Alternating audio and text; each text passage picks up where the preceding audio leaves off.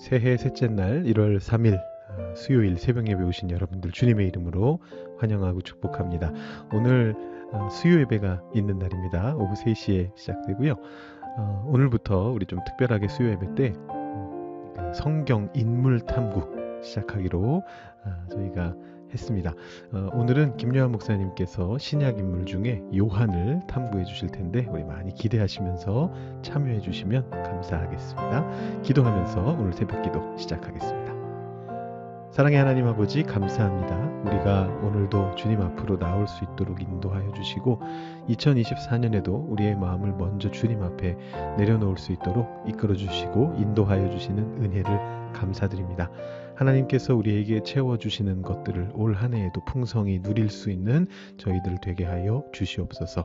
우리에게 주님께서 기름 부어주시는 것들이 넘쳐 흐르는 것을 경험할 수 있도록 주님 인도하여 주시고 오늘 하루의 삶 속에 주님의 역사하심을 경험할 수 있도록 주님의 성령을 우리에게 넉넉하게 부어 주시옵소서. 주님의 말씀에 의지하는 오늘 하루가 되기를 소망하며 예수님의 이름으로 기도드립니다. 아멘. 오늘 우리에게 주시는 하나님의 말씀은 요한복음 1장 35절부터 51절까지의 말씀입니다. 요한복음 1장 35절부터 51절까지의 말씀을 봉독해 드리겠습니다. 또 이튿날 요한이 자기 제자 중 두 사람과 함께 섰다가 예수께서 거니심을 보고 말하되 보라 하나님의 어린 양이로다. 두 제자가 그의 말을 듣고 예수를 따르거늘 예수께서 돌이켜 그 따르는 것을 보시고 물어 이르시되 무엇을 구하느냐 이르되 랍비여 어디 계시오니이까 하니 랍비는 번역하면 선생이라. 예수께서 이르시되 와서 보라. 그러므로 그들이 가서 계신 데를 보고 그날 함께 거하니 때가 10시쯤 되었더라. 요한의 말을 듣고 예수를 따르는 두 사람 중에 하나는 시몬 베드로의 형제 안드레라. 그가 먼저 자기의 형제 시몬을 찾아 말하되 우리가 메시아를 만났다 하고 메시아는 번역하면 그리스도라. 데리고 예수께로 오니 예수께서 보시고 이르시되 내가 요한의 아들 시몬이니 장차 게바라 하리라 하시니라. 게바는 번역하면 베드로라. 이튿날 예수께서 갈릴리로 나가려 하시다가 빌립을 만나 이르시되 나를 따르라 하시니 빌립은 안드레와 베드로와 한 동네 벳세다 사람이라. 빌립이 나다나엘을 찾아 이르되 모세가 율법에 기록하였고 여러 선지자가 기록한 그 일을 우리가 만났으니 요셉의 아들 나사렛 예수니라. 나다나엘이 이르되 나사렛에서 무슨 선한 것이 날 수 있느냐. 빌립이 이르되 와서 보라 하니라. 예수께서 나다나엘이 자기에게 오는 것을 보시고 그를 가리켜 이르시되 보라 이는 참으로 이스라엘 사람이라. 그 속에 간사한 것이 없도다. 나다나엘이 이르되 어떻게 나를 아시나이까.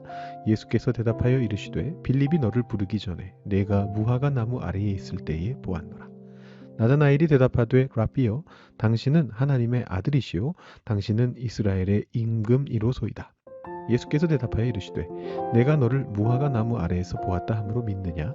이보다 더 큰 일을 보리라. 또 이르시되 진실로 진실로 너희에게 이르노니 하늘이 열리고 하나님의 사자들이 인자 위에 오르락 내리락 하는 것을 보리라 하시니라. 아멘. 아름다운 요한복음 1장의 말씀을 우리가 함께 보고 있습니다. 우리 자주 보는 말씀이죠. 지난 수요일에 제가 복음서들 특징을 소개해드리면서 마가복음이 짧아서 처음 기독교에 대해 알게 될 때 가장 먼저 보게 되는 복음서고 또 선교지에도 우리나라에 들어올 때도 가장 먼저 전파되는 쪽복음이다 이렇게 말씀을 드렸는데요. 그 다음으로 전파되는 책이 있다면 아마도 요한 복음일 것입니다. 왜냐하면 이 마태나 누가는 마가와 좀 겹치는 부분이 많으니까 마가를 소개하고 난 다음에는 조금 차이가 있는 요한복음을 보통 그 다음으로 소개를 합니다. 그런데 요한복음은 사실 새신자들에게도 자주 소개되는 책입니다만 기신자들에게도 굉장히 추천되는 책 중에 하나입니다. 신앙이 깊지 않을 때 요한복음을 읽어도 이제 많은 감명을 받게 되죠. 그런데 신앙이 깊어진 이후에 요한복음을 읽으면 예전에 몰랐던 깊이를 깨닫게 되는 책이 또 요한복음입니다. 뭐 모든 성경이 그렇습니다만 요한복음이 특히 더 그렇습니다. 이 요한복음이 굉장히 신학적인 깊이가 있어서 그렇기도 하고요. 그리고 또 김요한 목사님 말씀해 주셨듯이 이 헬라 철학의 영향을 또 많이 받았던 그런 부분도 있고요. 여러 가지 측면에서 굉장히 깊이가 있는 책이죠. 그래서 참 언제 읽어도 좋은 책이 요한복음인데 특히나 찬찬히 읽어보면 너무나 좋다. 이렇게 말씀드릴 수가 있습니다. 그 중에서도 참 아름다운 말씀이 바로 1장 말씀인데요. 사실 2장 이후의 말씀은 약간 좀 당황스러울 때가 가끔씩 있습니다. 뭐 자주 있는 건 아니고 가끔씩 있습니다.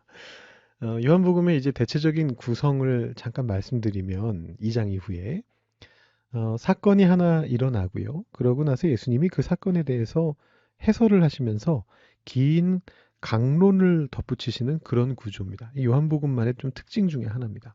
사건이 나오고 그 사건을 해설하고 하는 거는 뭐 마태복음 이런 데서도 나오는데요. 그냥 단순히 해설하는 정도가 아니고 그 신학적인 깊은 의미를 길게 설교 형식으로 말씀하는 거는 요한복음만의 특징입니다. 근데 이제 이 요한복음의 사건들이 비교적 단순한 반면에 몇 개 없습니다. 많지 않은데 예수님의 해설 부분이 조금 이해가 어렵습니다. 제가 대학생 때 요한복음을 우리 교회에 계셨던 이제 젊은 분들, 성가대 같이 하시던 분들 중에 성경에 관심 많은 분들하고 같이 공부한 적이 있습니다. 목회자 없이 자체적으로 공부했었는데 제가 그때 이제 학부에서 신학을 이제 복수 전공으로 저는 이제 원래 전공은 신문방송학이지만 신학을 같이 공부를 했는데 그렇기 때문에 이제 제가 약간 리드하는 형태로 그렇게 이제 공부를 했습니다. 근데 그때 이제 요한복음을 쭉 읽고 공부하면서 느꼈던 저의 인상이 뭐였느냐 하면 예수님 왜 이렇게 말이 왔다 갔다 하시지? 이런 거였습니다. 죄송합니다.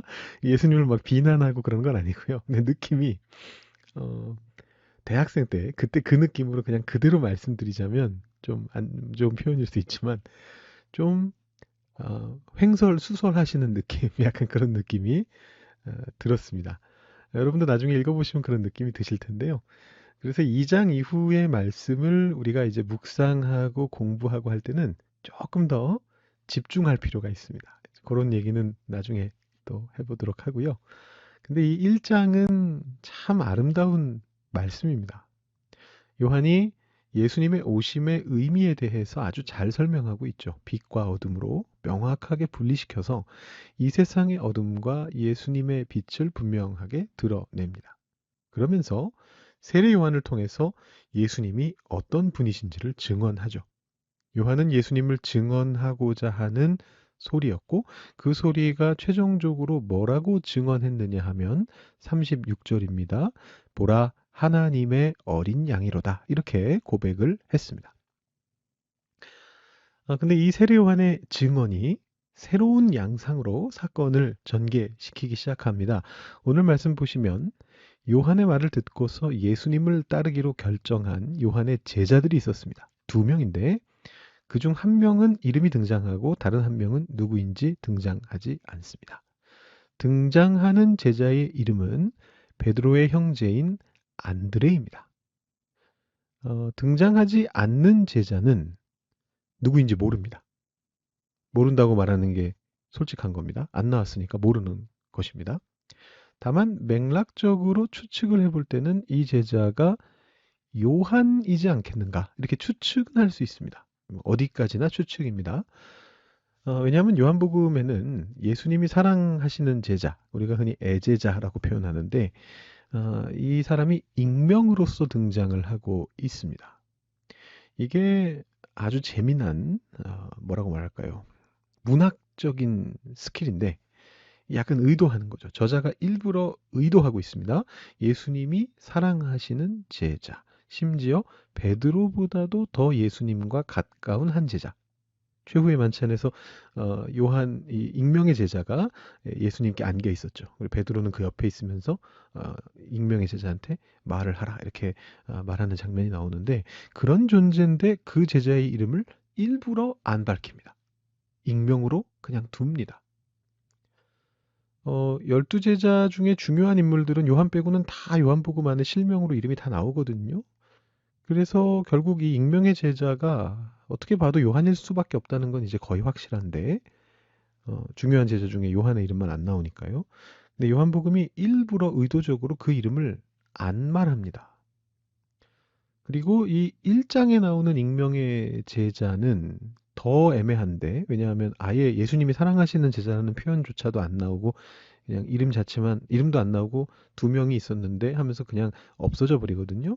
그렇긴 하지만 그 익명성 때문에, 이름을 숨기고 있다는 것 때문에 이 요한복음 전체적으로 볼 때 이 사람은 요한일 것 같은데라고 생각할 수밖에 없게 되는, 이제 그런 추측을 할 수가 있게 되는 겁니다. 아무튼 예수님의 첫 제자들은 이렇게 두 사람이었습니다. 안드레와 아마도 요한일 것으로 추측하고 짐작되지만 누구인지는 알 수 없는 어떤 제자. 근데 이 1장에서 익명의 제자는 아무런 행동도 하지 않습니다. 그냥 숨어버립니다. 안드레가 이제 모든 사건을 불러일으키게 되는데, 먼저 자기 형제인 시몬을 데리고 왔죠. 그래서 예수님이 시몬을 처음 본 순간에 너를 게바라 부르겠다. 아람어 표현이고요. 번역하면 헬라어로는 베드로가 되고, 그 뜻은 바위란 뜻이죠. 반석이란 뜻이죠. 너를 게바라 부르겠다. 이렇게 별명을 지어주셨고, 그 다음에는 안드레와 동양 사람인 빌립이 예수님의 제자가 됩니다. 뭐 성경 기록상으로는 그냥 예수님이 보시고 부른 거로 나오는데, 안드레의 영향력이 있었을 가능성이 높죠. 베드로의 영향력이 있었을 겁니다.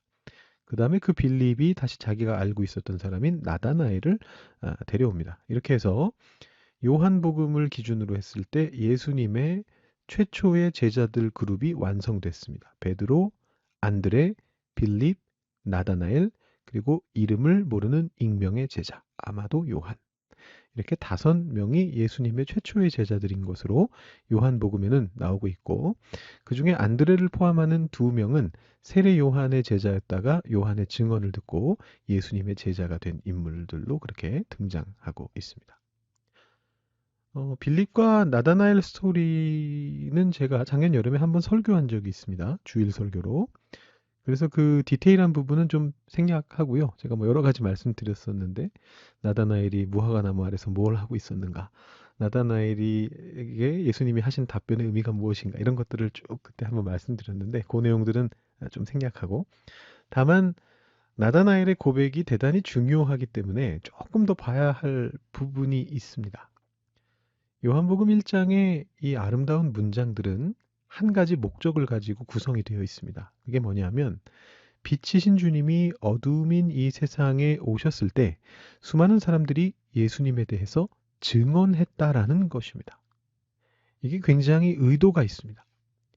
요한복음은 맨 마지막에 도마의 고백으로 마무리가 되거든요. 21장은 요한복음에서 약간 부록에 해당하고, 요한복음의 이제 본 스토리는 20장의 도마의 증언으로 마무리가 됩니다. 나의 주님, 나의 하나님, 이 고백으로 마무리가 됩니다. 이 증언에 대해서 예수님이 뭐라고 말씀하셨느냐 하면, 너는 나를 본고로 믿느냐? 보지 못하고 믿는 자들은 복되도다. 이렇게 말씀하시죠. 이게 요한복음이 쓰여진 아주 중대한 목적입니다. 예수님을 직접 본 사도 세대가 이미 거의 다 죽은 시점에서 예수님의 공생애를 직접 보지 못한 이들은 봤던 그 옛날 사람들의 증언에 의지해서 예수님을 믿어야만 했습니다. 그 증언들이 요한복음에 적혀 있는 겁니다. 곳곳에 나오지만 특히나 1장과 20장에서 중요하게 나오고 있는 거죠. 세례 요한이 보라, 하나님의 어린 양이로다, 이렇게 고백을 하는데, 사실은 한 군데가 아니고 2군데 나옵니다. 아까 36절만 봤지만 29절에도 나옵니다. 보라, 세상 죄를 지고 가는 하나님의 어린 양이로다. 거의 같은 고백을 2번 하고요.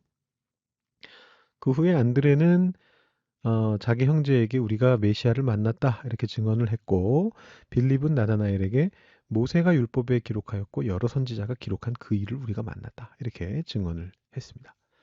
그리고 1장이 나다나엘의 엄청난 고백으로 마무리가 되죠. 당신은 하나님의 아들이시요 당신은 이스라엘의 임금이로소이다. 세례 요한도 비슷한 말을 앞에서 한번 했습니다. 하나님의 아들이시다라는 표현을 했었습니다. 이렇게 해서 1장의 고백이 크게 셋으로 묶어볼 수가 있는데, 하나님의 어린 양, 성경에 적힌 메시아, 하나님의 아들이시자 이스라엘의 임금이라는 예수님에 대한 3가지 증언으로 정리가 되고 있습니다.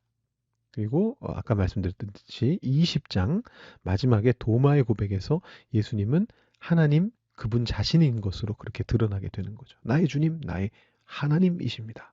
이 고백을 통해서 최종적으로 예수님이 어떤 분이신지가 드러나게 됩니다. 우리들이 예수님을 믿게 된 것 또한 이런 증언 때문입니다. 모태신앙이시든 아니시든 우리 각자에게는 우리에게 신앙을 전해준 예수님의 증인들이 있습니다. 모태신앙이라면 부모님이 될 수 있겠고, 모태신앙이라고 하더라도 나중에 신앙의 평지풍파를 겪고 나서 다시 신앙의 자리로 돌아오셨다면 그 계기를 만들어준 어떤 누군가가 있을 겁니다. 또 모태신앙 아니시라면 그게 언제가 됐든 반드시 한 번 있으셨을 거죠. 가족이든 친구든 동료든 이웃이든 아니면 진짜 뭐 우연히 알게 된 사람이든 길에서 마주친 전도자든 아니면 뭐 책을 읽으셨더라도 그 책을 쓴 사람이 있었을 겁니다. 그게 누구든지 간에 누군가가 있었을 겁니다. 그리고 여러분들이 또한 그런 전도자가 됩니다. 되어야 합니다. 여러분을 통해서 또 누군가는 예수 그리스도께서 살아계신 하나님의 아들이시라는 것을 듣게 되고 예수를 믿게 될 것입니다. 그렇게 신앙이 전해져 가는 것입니다. 여러분, 요한복음을 통해서 특히 1장 말씀을 통해서 이 증언자로서의 삶을 다시 한번 되새겨 보시면 좋을 것 같습니다.